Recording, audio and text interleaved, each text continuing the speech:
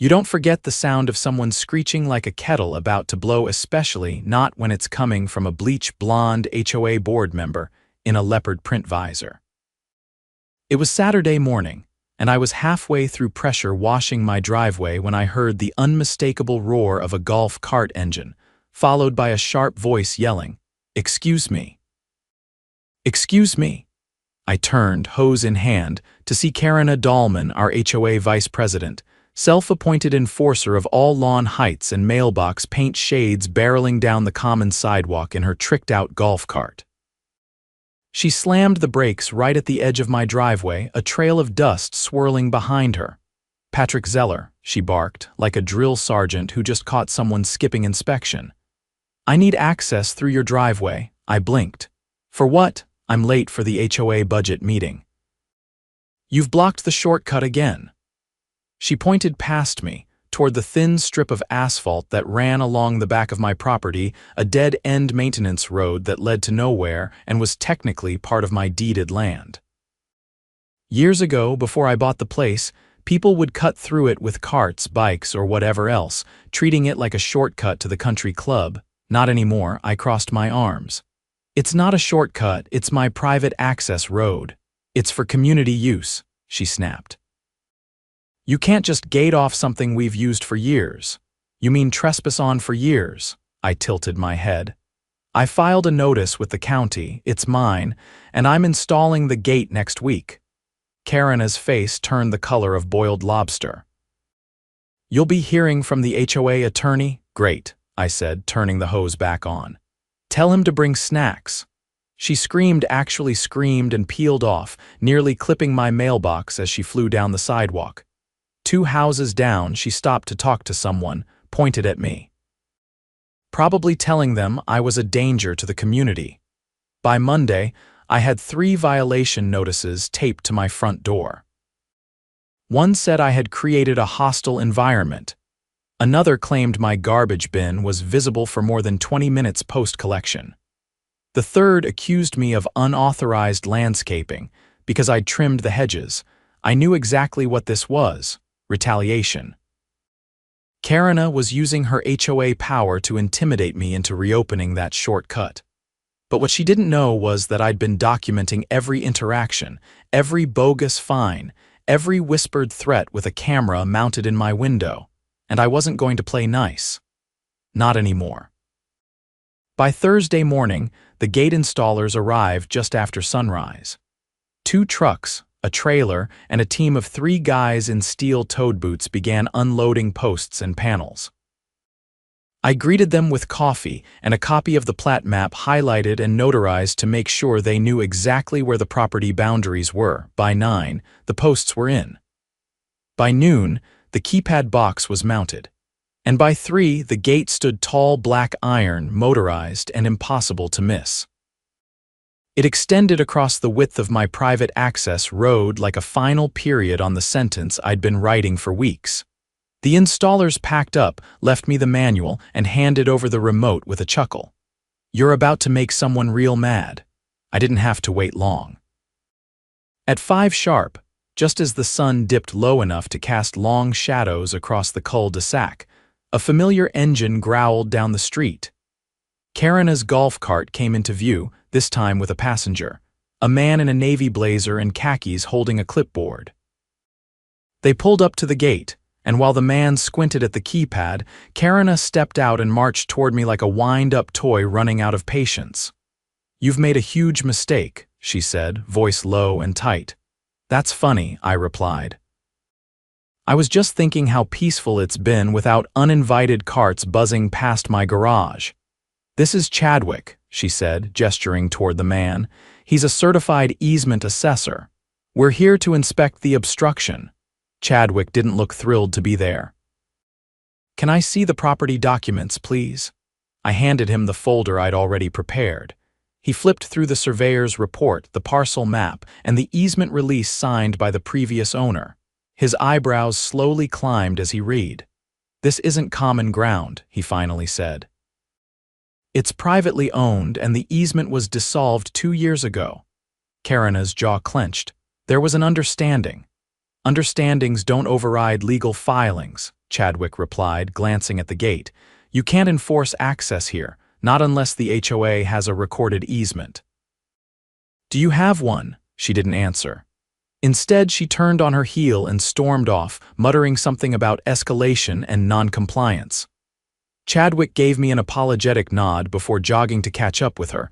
That night, someone threw raw eggs at the gate. I found the mess in the morning, yolks streaked across the iron bars, shells in the gravel. I checked the security footage and sure enough, it was a teenager I recognized, son of one of the board members. I didn't say anything right away.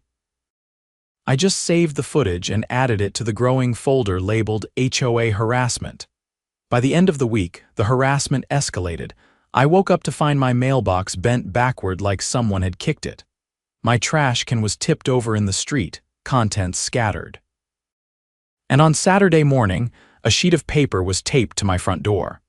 A demand to appear at an emergency compliance hearing held in the HOA clubhouse. The notice wasn't signed. I still went. The clubhouse smelled like lemon-scented disinfectant and entitlement. Inside, the hearing was just the usual suspects. Karina, 2 other board members I barely knew, and an empty folding chair waiting for me. I sat down and folded my arms. This meeting, Karina began, is to address ongoing disruptions caused by your obstruction of communal traffic flow. You mean my gate, I said. On my land, she ignored me. We've received complaints from multiple residents about your refusal to cooperate with neighborhood standards. I kept my tone even. Which standards are those? Because I reviewed the HOA charter. There's nothing in there about required access for golf carts or a clause that says I have to let people trespass. One of the board members, a guy named Louis with a comb-over and a nervous tick, piped up. It's more about the spirit of the community, Mr. Zeller. We want to promote unity. Unity, I repeated. By vandalizing my property and filing fake violations, real neighborly, Karina's eyes narrowed. Your attitude is the issue here. I leaned forward. You want to talk attitude? I've got footage of your son egging my gate. I've got timestamps on every fabricated violation notice, and now you're trying to hold an unsanctioned hearing with no legal counsel present? You're digging a hole. Silence. Even Louis stopped fidgeting. I stood up. This isn't a hearing, it's a tantrum. And I'm done playing along. I walked out without waiting for a response. The next day, I filed a formal complaint with the county ombudsman. I attached documents, footage, and a timeline of incidents. I also contacted a land use attorney, who confirmed that the HOA had zero legal standing to demand access through my property. In fact, their retaliation bordered on organized harassment. 3 days later, a brown sedan with county plates rolled into the neighborhood. I watched from my porch as a compliance officer walked straight into the HOA office and closed the door behind him. He stayed there for over an hour. That evening, Karina showed up again. No golf cart this time, just her, walking stiffly up my driveway in wedge heels, holding an envelope. She didn't knock, just dropped the envelope in my mailbox and walked away. Inside was a letter, typed and signed, stating that all previous violations had been rescinded due to clerical error. It also informed me that the HOA would cease any further action regarding the access road until further legal clarification. I laughed out loud, but it wasn't over. Not even close, because 2 days later I got a call from the land use attorney. Patrick, he said, voice tense. You're not going to believe what they tried to file with the zoning board. I braced myself. They're claiming the road is part of a proposed green corridor extension for community recreation. They submitted a request to rezone your strip of land as common use. I sat down hard on the kitchen stool. They're trying to take it through zoning. They're calling it a recreational path with historic utility, which is nonsense, but if they get traction, it opens the door to a forced easement. I didn't need more explanation. This wasn't just petty power games anymore. This was a coordinated attempt to seize part of my property under a fake community initiative, And if I didn't stop it, they might just get away with it. I wasn't just going to fight back. I was going to burn their little scheme to the ground legally. I met with my attorney the next morning in his cramped office above a vape store downtown. He was a quiet man named Ray, who looked more like a librarian than a land use specialist, but he'd worked 2 decades in municipal zoning and knew the codes as intimately as his own fingerprint. He slid a manila folder across the table. "They're trying to reclassify the strip as a legacy connector," he said, adjusting his glasses. "They cited a clause used for old equestrian trails. It's obscure, but not impossible to push through if no one contests it." I flipped through the paperwork. "But it's not a legacy route. It's a dead-end maintenance road." Ray tapped a highlighted line. "Doesn't matter. If they can convince the zoning board that it ever connected 2 community use points, they'll argue it has historical significance. That opens the door for a recreational easement. And once that's in place, they can push for a permanent right-of-way." I stared at him. "So if I don't fight it, they could take part of my property and turn it into a walking path. Or worse," he said, "a utility corridor. They mentioned installing irrigation lines beneath it. That would anchor it in public use." That same afternoon, I filed a formal opposition with the county's zoning office. Ray helped me draft it, citing every discrepancy in the HOA's application, starting with the false claim that the road had ever connected to anything other than a drainage ditch. We included satellite imagery, surveyor records, and a sworn statement from the prior owner verifying there'd never been any public access. That should have been enough. But 3 days later, a nondescript white van with no company markings parked outside my house. It stayed there for hours. No one got out. No tools, no clipboard, just a silhouette behind tinted glass watching. I walked out once, stood on the edge of my lawn, arms crossed. The van didn't move. I called the sheriff's department and reported a suspicious vehicle. When a deputy finally showed up and approached the van, the driver rolled down the window and handed her a sheet of paper. I couldn't hear what was said, but when she walked back to me, she looked uncomfortable. "They claim to be from the HOA's legal liaison team," she said. "Said they're here to assess easement boundaries." "They're not surveyors," I said. "They're sitting in a van with the engine running for 5 hours." She nodded slowly. "I'll let them know they need proper credentials to be on a residential street that long, but this is a civil matter, Mr. Zeller. I can't enforce anything unless they are trespassing." That night, someone dumped a pile of mulch across my driveway apron just behind the gate, not enough to block it, just enough to make a mess. I checked the footage. Same white van. A different driver. Hoodie up, face turned away from the camera. Ray called the next morning. "I just got word.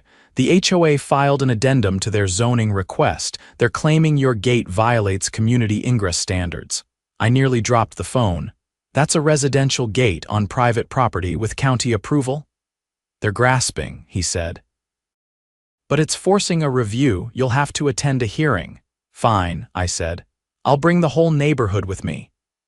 I spent the next 2 days going door to door. Not everyone was friendly. A few refused to answer, but some listened. Especially the ones who had their own stories, quiet complaints about Karina's fines, her surveillance, her threats. One woman, a nurse named Felicia, showed me a letter the HOA sent after she left a pair of scrubs hanging on her patio railing to dry. "Biological hazard," it said. Another man, a retired bus mechanic named Reggie, said she'd threatened to tow his pickup because it looked too commercial. I invited them all to the zoning hearing. The night before the hearing, I got a call from a blocked number. I let it go to voicemail. The message was short. A woman's voice, distorted, said, "You should drop this, Zeller. You're outnumbered." I forwarded the audio to Ray. The zoning hearing was held in a cramped municipal annex building with flickering lights and an ancient projector. I arrived early with a stack of printed exhibits and a thumb drive loaded with video evidence. Ray was already there, reviewing notes. We were seated at one folding table. The HOA board had a row of chairs on the opposite side. Karina sat in the center, flanked by 2 new faces, both in suits, neither looking particularly neighborly. When the hearing began, the zoning officer, a tall man with a tired expression and a nameplate that read G. Norwood, asked for opening statements. Karina stood. Our community has long relied on the rear path behind Mr. Zeller's property as a vital connector between residential and recreational areas. Its sudden closure has disrupted traffic patterns, endangered children, and compromised emergency access. Norwood raised an eyebrow. Emergency access. Is this road listed on any first responder access maps? Karina hesitated. Not currently, but it serves as an informal route used for decades. Ray stood next. We've submitted documentation proving the road was never designated for public use. We've included aerial photos, county plat maps, and a signed affidavit from the prior landowner. Norwood flipped through the packet. I see that. Ray gestured to the projector screen. We also have security footage showing ongoing harassment from individuals connected to the HOA, including trespassing and property damage. I cued the first clip. The white van, the mulch drop, a man in a hoodie sprinting back to the driver's side. Norwood frowned. Is this recent? 3 days ago, I said. I also received an anonymous voicemail warning me to drop opposition. One of the HOA's lawyers leaned in to whisper something to Karina. She didn't look pleased, then Ray dropped the hammer. We've also discovered, he said, holding up a new document, that the HOA submitted a forged letter of community support with 32 signatures. We contacted 10 of those individuals. None of them had signed anything. Norwood's head snapped up. Are you alleging document fraud? Ray nodded. We've provided affidavits from those homeowners. Norwood turned to the HOA's table. Do you have a response? One of the suited men stood. We'll need time to verify the authenticity of the complaints. You submitted them, Norwood said flatly. You're expected to verify them before filing. What followed was 20 minutes of backpedaling, deflection, and paper shuffling. Karina didn't say another word. When the hearing ended, Norwood announced the board would issue a decision within 10 business days. But that wasn't the end of it. 2 days later, the sheriff's office visited the HOA clubhouse with a warrant. Turns out Ray had passed the forged signatures along to the county prosecutor's office. Falsifying legal documents in a zoning case, that's a felony. They seized HOA records, computers, financial logs.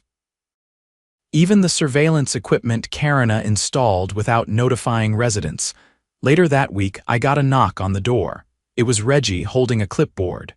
We're starting a recall vote, he said. We need 30% of the neighborhood to sign off.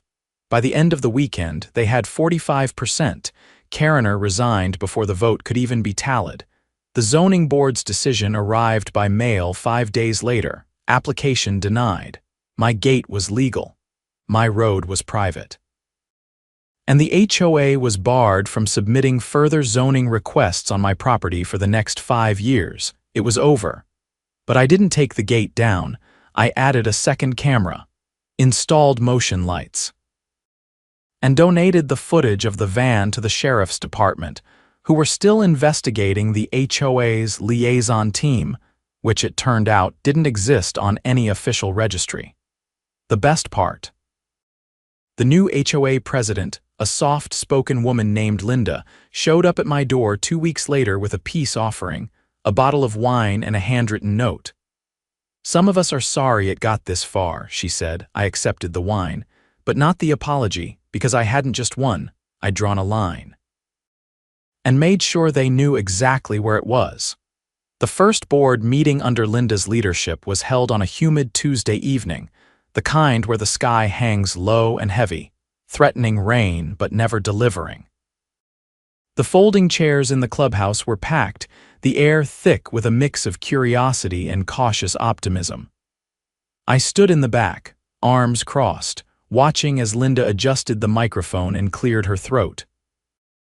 We're going to start by reviewing the audit results, she said, unfolding a printed report. There are some irregularities that need to be addressed. She didn't look at anyone in particular, but a few former board members in the front row shifted in their seats.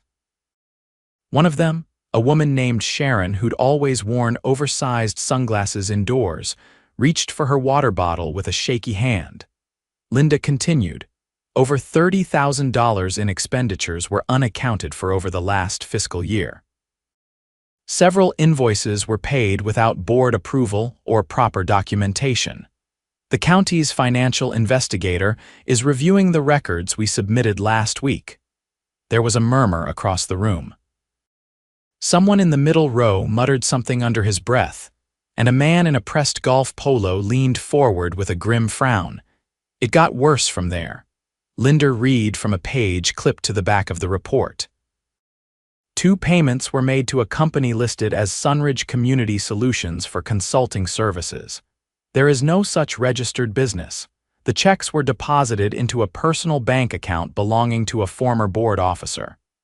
She didn't say the name. She didn't have to.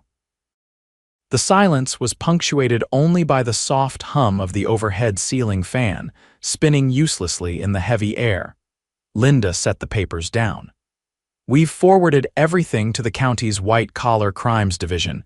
There will be interviews conducted. If you're contacted, I encourage full cooperation. After the meeting, I stepped outside to get some air. It was finally starting to cool off, the storm clouds breaking into scattered streaks of pink and indigo. I didn't expect anyone to follow, but Reggie appeared beside me, holding a can of ginger ale. Reckon they'll try to pin it on someone lower down, he said, watching the cars roll past the front gate. That's how it usually goes with folks like that. Not this time, I said. Too many eyes on it now, he nodded. Funny how quiet it got once you put that gate up, like someone pulled the batteries out of the neighborhood. I looked toward the road, where the last of the evening light glinted off the iron bars. Quiet's not the problem. It's what people do when they think no one's watching. The next morning, 2 unmarked cruisers parked near the HOA office. 2 detectives in plainclothes walked in and stayed for over an hour. By lunch, word had already spread through the neighborhood. Sharon's husband was seen packing their SUV. By sunset, they were gone. Over the following week, subpoenas landed in at least 4 mailboxes. One went to Louis, who'd always trailed behind Karina like a loyal dog. Another went to the treasurer, a man no one had seen in days. The investigation moved quickly apparently. The forged signatures were only the beginning. The county prosecutor held a press conference in front of the municipal building the next Thursday. We have reason to believe that certain individuals on the former HOA board engaged in a pattern of fraudulent activity, including the misappropriation of funds, falsification of legal documents, and deliberate misuse of their administrative authority for personal gain. A reporter asked if any arrests had been made. The prosecutor didn't hesitate. Warrants were served this morning. That afternoon, Karina was taken into custody outside a salon 2 towns over. She was still wearing her leopard print visor when they walked her out in cuffs.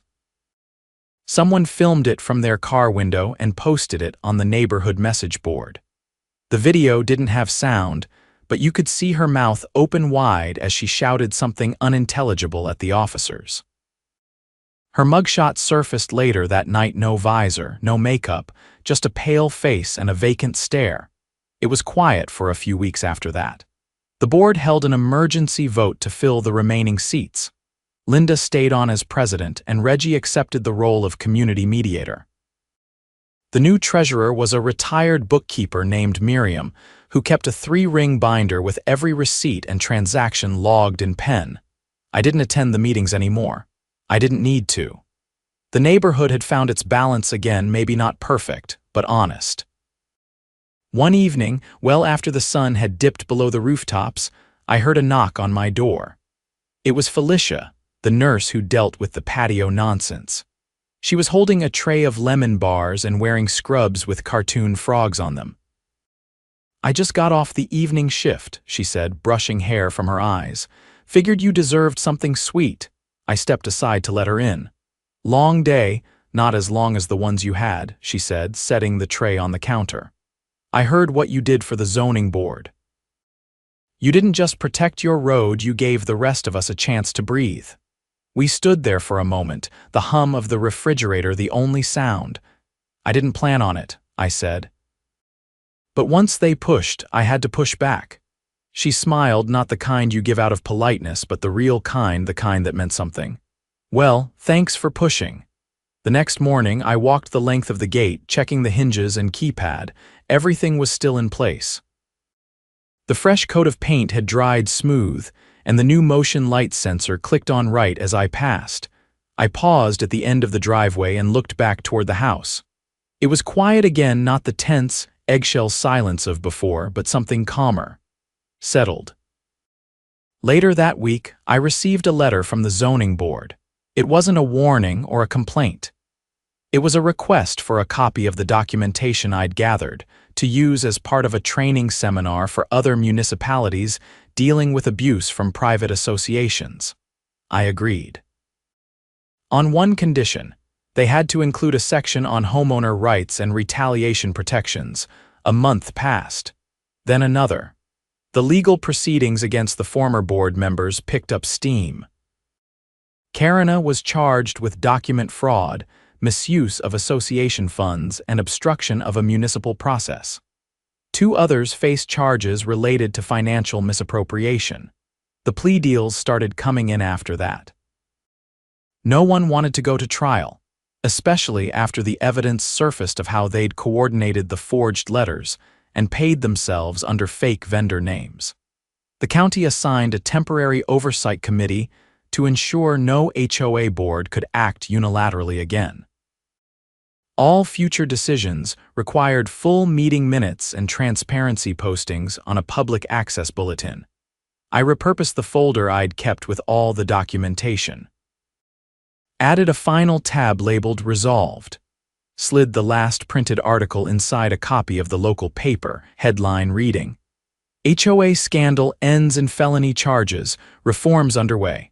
Reggie stopped by a few days later with a toolbox and a question. "You mind if I install a second community notice board near the front gate?" he asked. "One that actually tells the truth," I nodded. "Just keep it out of the easement." He laughed, the kind of deep belly laugh that hadn't been heard around here in a long time. "I'll make sure it's 2 feet clear." Summer faded into fall.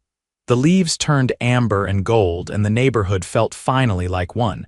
Not because we all agreed on everything, but because we'd been through the storm and figured out who was worth trusting. One evening, I stood at the edge of the gate and watched as a pair of kids biked past on the sidewalk, their tires thumping softly over the cracks. They waved. I waved back behind me. The gate stood firm, unmoving. A reminder that lines do matter, that boundaries are worth defending. And that sometimes, all it takes to stop a bully in their tracks is one person willing to say no, and mean it.